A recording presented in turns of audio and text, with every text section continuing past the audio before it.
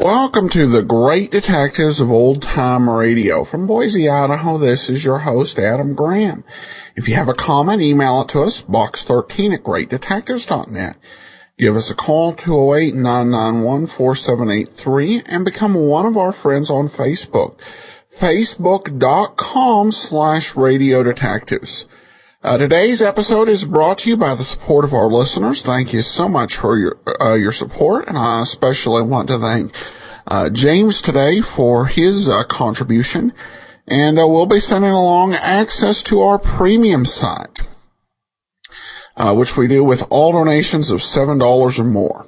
All right, well, now it's time to get into today's episode of Barrie Craig. This is our first 1955 episode from January 5th, 1955. Here now is Angel of Death.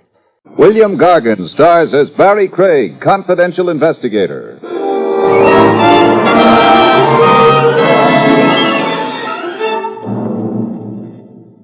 It's okay to cut a competitor down a few notches, but never cut him 6 feet lower than the soles of his feet. That's no longer fair competition, folks. That's murder.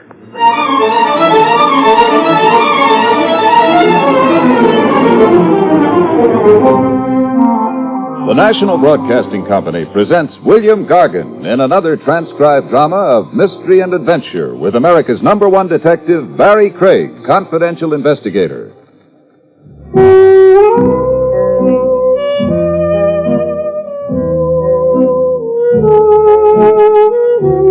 Barrie Craig speaking.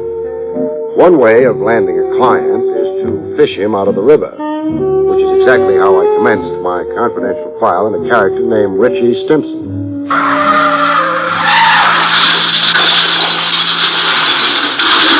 I jumped with my shoes on. I found Stimson's hat before I found Stimson. Nobody rescues a hat, so I didn't. When Stimson finally bobbed into reach, he promptly stuck one thumb in my eye and the remaining one in my jugular vein. Another thing nobody wants to do is drown in a stranger's embrace. When his jaw came up flush with the surface, I landed on it. He lay quietly on his back now, spouting water from the mouth like Moby Dick, and I began floating him to shore.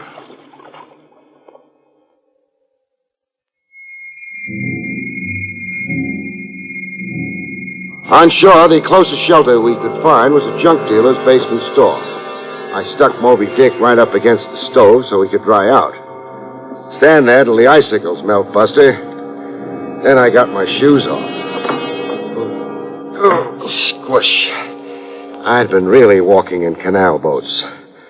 Rescue a guy from drowning, you expect his first speech to be thank you, but not this joker. My car. Hey, what about my car? Oh, I'm keeping it as a souvenir of the occasion. Hey, it's a brand new job. The fish will be pleased to know. Lean close a minute, Buster. Lean? That's close enough. I want to smell your breath. I wasn't drunk going through that guardrail. Get that idea out of your head.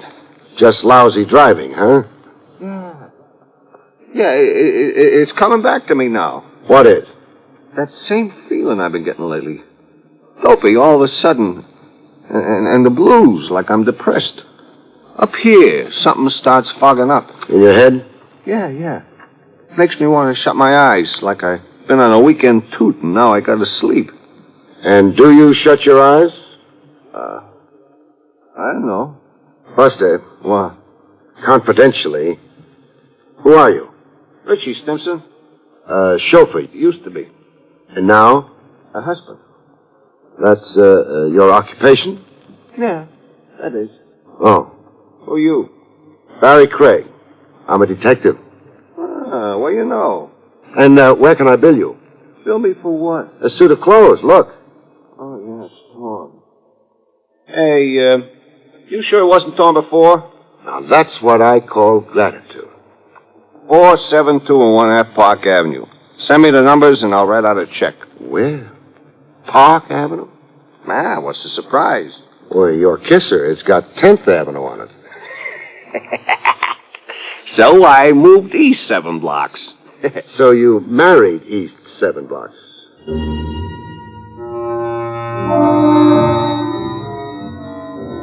I mailed Stimpson my bill for a suit of clothes and a new pair of shoes. And surprise of surprises, I got a prompt reply in the return mail. Addressee's name on it, Stimpson, with the Park Avenue address. Well, there was a check in it, but not exactly for $100 I had politely requested. The check had an extra zero on it, $1,000. Check signed, Natalie Stimpson. I read the short note that came with it. Dear Mr. Craig, a small token of my gratitude for the wonderful thing you did for my husband. Signed, Mrs. Natalie Stimpson. And there was a postscript. I would very much like to meet you at your convenience. $1,000 was the most elegant persuasion I knew.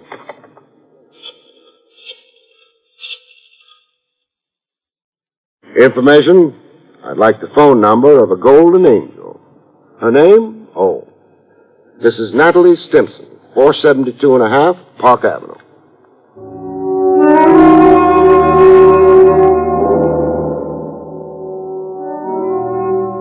We met at a rendezvous at the lady's insistence, not mine. An out-of-the-way private for members only joint called the Club Socrates, where people dined lying down on couches like the old Roman nobility. The mate of the hotel wore a toga, and the slant-eyed waitresses were all made up to resemble Cleopatra. Natalie tried to clear up my confusion. It's a revival of old Roman dining habits, Barrie. It's the newest fad. Imagine. It restores eating to what it should be. And what's that? Well, life's most gratifying experience. A sheerly exotic... Enough said. So, kick your shoes off, lie back on the couch, and luxuriate. Really enjoy it, Barrie. So tell me, Tell you? why we're wallowing here. Oh, I want to talk to you about Richie. Oh, your ex-chauffeur and present husband. It's his unaccountable depressions. You worry over them. Richie's told you about them? You sound surprised. Well, I am, for Richie to confide so quickly. Well, I'm a guy people right away confide in. He says he gets, quote, dopey all of a sudden. Gets the blues. Becomes, depressed. And then up here in the beans, something starts fogging up, unquote. His reflexes go awry. He loses sense and coordination. I've seen it happen time and again. Well, give me an example. What? Well, in entering my dad's brokerage office some weeks ago, Richie burst through the door but continued going across the room. He didn't stop at Dad's desk. And where did he continue on to? Right through the window. How far did he fall? 2 stories. The miracle was he landed on a terrace on the 26th story. Otherwise, 28 floors to the sidewalk. Otherwise, a horrible death. What do you make of it? Well, I could go medical and call it an unconscious suicide wish, but I won't say it. Then what do you say? I say hand Richie over to a doctor. But he's been to doctors. Doctors in the plural? 6 doctors this year. What did the last chap say? That Richie's a normal neurotic. Yet he's accident-prone. Accident-prone. Those are exactly the words the other fellow, the lay analyst, used. So keep him under glass. Don't let him roam around. Now, is that practical advice? Maybe not. Now, besides sympathy, what do you want of me? I want you to be Richie's man friend. Come again? You see, I've got my own theory about Richie. That being? That he's a cat in a strange alley. He needs someone around he can feel at home with, someone who talks his language. Same being a slob like me, huh? I'll pay $1,000 a week. For me to chum around with Richie? Room with him, play gin rummy with him, go off to burlesque shows, all the things Richie used to enjoy doing. And for how long am I Damon to his Pythias? 1 month. 1 month for $4,000. Sold. And you'll do it? For $4,000, I'd swim underwater to Siam.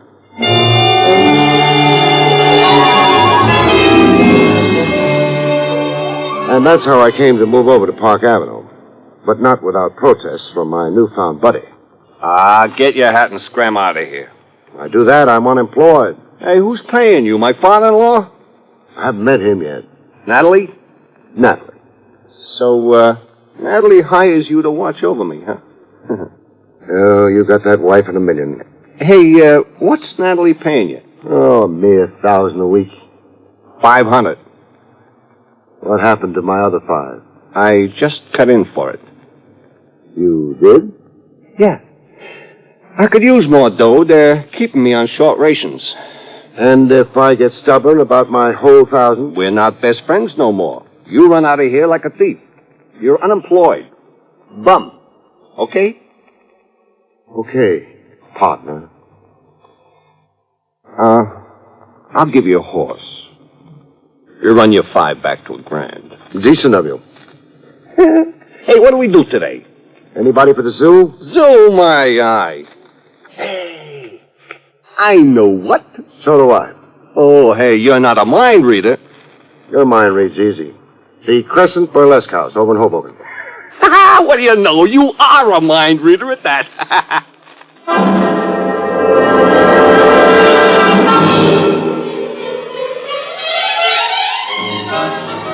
That was the chauffeur turned blue blood in one of his optimistic moods. I also got him in his pessimistic moods, and right on top of breakfast. Hey, the fog's coming up. It's beating at my eyeballs. You're depressed today. I feel lousy. Boy, how lousy I feel. Hating the world and yourself? Yeah.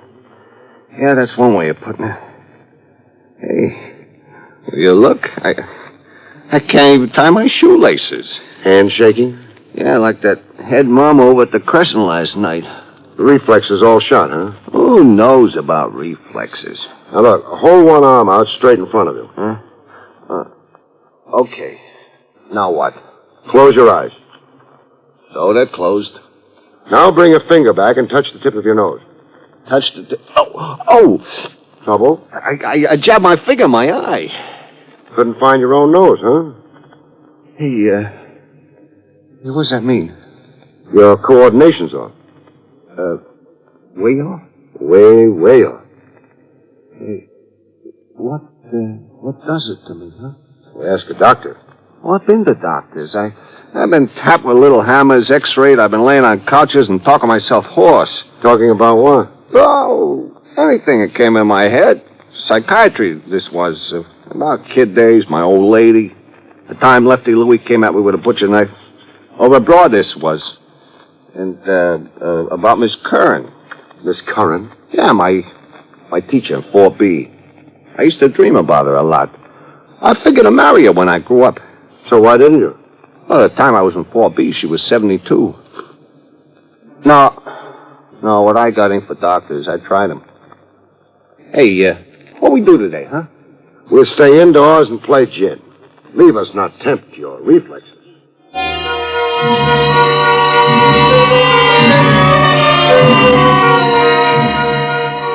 Richie had been to doctors, but I hadn't. So I tried one, an old friend. He'd room with my aunt once while serving his internship. Dr. Dinglespieler. A nice little guy who kept his beard buttoned in his vest. You say he has been to doctors? 6. He's run the gamut, from cardiography to psychoanalysis. Well, it is very strange that there was no recommended therapy. The symptomology seems to be clear. Meaning? The disorientation, the damage to the nervous system. Talk to me in English, not Greek. Either the man has a detectable nervous disorder or he is in a psychosis. As simple as that. I mean, medically speaking. A good physician should see what bothers Richie Stimpson by eye. A head doctor could do it by ear. Yeah, that's right. Absolutely apple pie for a doctor to diagnose. Now look, apple pie is for the cook and the kitchen. Okay, then say easy to diagnose. There is perhaps one simple conclusion to come to. Speaking for the doctors, I mean. And that is? That your friend had none of these symptoms you have described at precisely those times when the doctors examined him. Had none of the symptoms at the time of examination. Yeah. I'll need time to figure that one out, Doc. Now, tell me, which branch of medicine is more apt to be mistaken? The nerve specialist can be sure. Meaning the head doctor has a bigger margin of error.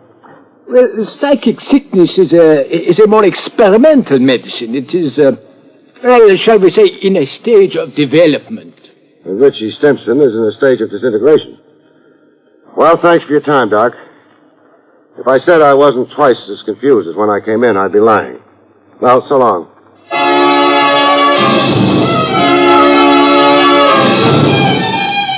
I trotted myself over to 10th Avenue for a peek into Richie Stimson's background. A look into his case history, as the science books put it. I figured on a chat with his folks, if he had any, or his neighborhood priest. But I found a brother. The lettering on the window of the fish store read, Waldo Stimson, fresh fish. I found Waldo in a bloody apron, chopping away at a sea monster that looked like a barracuda. Now stop chopping and let's talk about your brother Richie. Richie, I got one word that ends a conversation. And the word? Snob. He's been hi-hatting you? Parks that snazzy car of his in front of my fish store and sits behind the wheel smoking a cigar. The louse just sits out there, rubbing it in. Rubbing what in? The butts. How he's got 'em, and I ain't. Oh. Answer a question or two for me, huh? Shoot. Was Richie physically fit? Strong as a bull. You should have seen how he broke Dopey Delahanty's jaw. Bang, one sock. Or was he subject to headaches and accidents? I don't get you. Did he ever fall over his own feet, or fall down the stairs, walk into a plate glass window? Richie? Not on your life, Bub. Came to moving around, he was 200%. Champ basketball player and ice hockey. Why, the pros were hustling him to sign a contract. Then generally well coordinated. Sharp eyesight and the rest of it? Sharp eyesight? You saw the chick he grabbed off for himself. Yeah, upper-class Natalie. Well, tell me, how do you figure he swung that? Well, they come to making out Richie was a conniver. There wasn't a day he didn't have a scheme going for himself. Shady or strictly legit? Both ways, depending. Any way Richie could better himself, why, that was it. Hey, look, you're taking up my time. I got fish to sell. You got a 3-pound Siberian herring? Siberian herring? What do you know? I'm fresh out of them.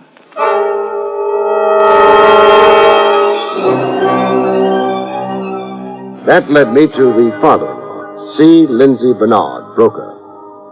I wanted to know how come the uppercase Bernard had sanctioned his daughter's marriage to the family chauffeur. I found Bernard, Sr., behind a mahogany desk the size of a tennis court. The cigar in his mouth almost reached out into the hall to the elevator. Yes, your question, Craig, has definite point. But not with me. Well, why not? There's no snobbery in the veins of C. Lindsay Bernard. Not a drop of it, sir. We're a tribe of great commoners. Why, my father cleaned sewers, and his father sold pots and pans along the great American highway. Then you approved of Richie Stimson? Oh, heartily, sir. You might say I cheered him up that middle aisle to the marriage altar. I favored Richie over Byron Follinsby. Yes, sir, a red-blooded young man like Richie. Why, I abetted his cause with Natalie.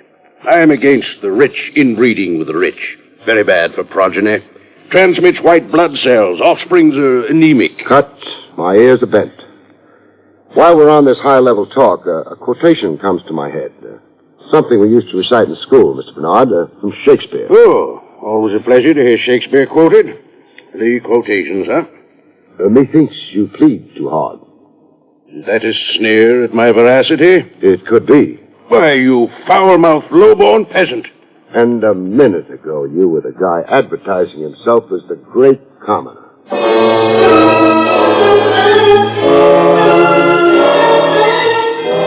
From Bernard Sr.'s office, I drove back to Park Avenue to resume with Richie Stimson. We had big plans for the evening. A repeat of the night before the night before. The Crescent Burlesque over in Hoboken. At 472 and a half Park Avenue, I found Richie already downstairs on the street. On the sidewalk a few feet away from the big front door canopy. Top hat on him and tails as if he couldn't wait to get going to Hoboken. Only thing, he was the last guy I'd want to be seen out with, not the condition he was in.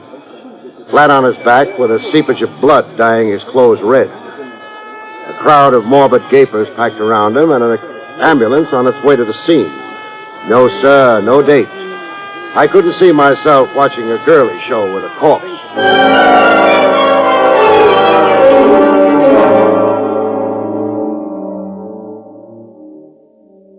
One byproduct of death you can be absolutely sure of is a widow's tears.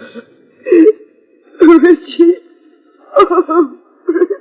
And Natalie sure wept. Tears cascading down her until the little chiffon item she was wearing clung to her like a bathing suit after a dip in the ocean. The show of grief in a bereaved father-in-law comes harder. Either it's unmanly to cry, or C. Lindsay Bernard was a Phi Beta Kappa in the art of self-control. The only thing that occurred to him to do was abuse me. Richie died because of your negligence, Craig.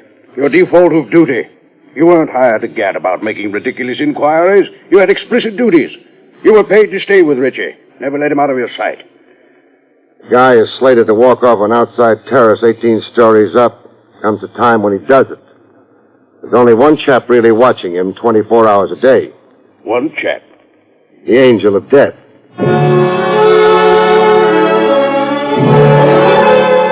The brother of the deceased can usually muster a tear or two. Poor kid. Death softened you toward your brother Richie, huh? Yeah. Yeah, I ain't got no hard feelings now. Who she set it like this here? Look at them drapes and that chandelier. Imagine walking out on it. Walking off a terrace into space 18 stories over the sidewalk. Yeah. What a way to go. Your beautifully coordinated brother. The kid with sharp eyesight and trained reflexes. Oh, about that. I didn't exactly feature the right dope on Richie that time we talked. I sort of left something out. You did? Yeah, something that came back to mind. You see, Richie was a big one for accidents. All the time falling down cellars or fire escapes. And your pains here in the head, always with a wet towel and the ice pack on his bean. You get me, huh? Better than you think, Waldo. Tell me something. What? Who's paying you to lie to me, and how much are you getting? Well, suppose I am in the way of a few bucks. No harm to nobody. Why should I pass it up? Because your brother was set up to accidentally kill himself. Or be murdered. Murdered? Now, how could that be? Say a push off that terrace. But you don't know that. No, I don't. But pushed or fell. Either way, it's murder. But he'd been dopey all the time, tripping over his own feet. You yourself told me that. Yeah, dopey and so forth. And I've got an explanation for that. What? Drugs. Somebody's been feeding Richie drugs. In his drink and in his food. Drugs that work havoc on his reflexes for a time, then dissipate into the bloodstream. So that he seems okay during medical examinations. Yeah, but who be feeding him drugs? Who offered you a bribe to suddenly remember that Richie was accident-prone? Two of them did. Natalie and her old man. I only got a piece of the truth from Natalie. I didn't marry Richie. He married me. What was the blackmail threat that got you to say yes? As my father's chauffeur, Got something on your father? Some business irregularity your father could be liable to prosecution for? That it? Okay. Clam up pending advice of counsel. I'm content to let the whole story wait on the autopsy. The autopsy? The one I'm ordering to be done immediately. To determine the nature of the drug that got Richie drowsy and dopey enough to walk off that terrace into cold space. This one hasn't had time yet to really dissipate into the bloodstream, beautiful. I will never hire you. People are all the time hiring me as a cover for their cute operations. I can be hired, baby, but not bought. Hired, but not bought. I'm sure you understand the difference. You've been to college.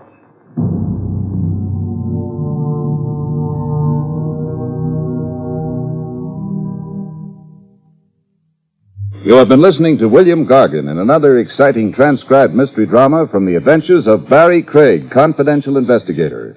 Tonight's story, Angel of Death, was written by John Robert. Next week, it's the strange story of the man who died by himself, about which Barrie Craig has this to say. We call next week's story The Man Who Died by Himself. Among other things and corpses, it deals with a fortune teller, a fortune, and a beautiful girl. And, of course, the man who died by himself, except he wasn't entirely alone. He had a killer for company.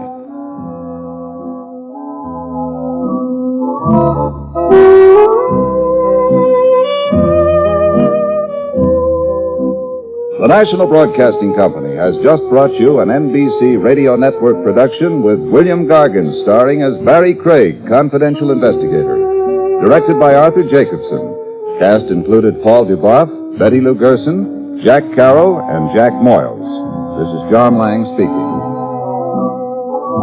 Join Groucho Marx for You Bet Your Life tonight on the NBC Radio Network.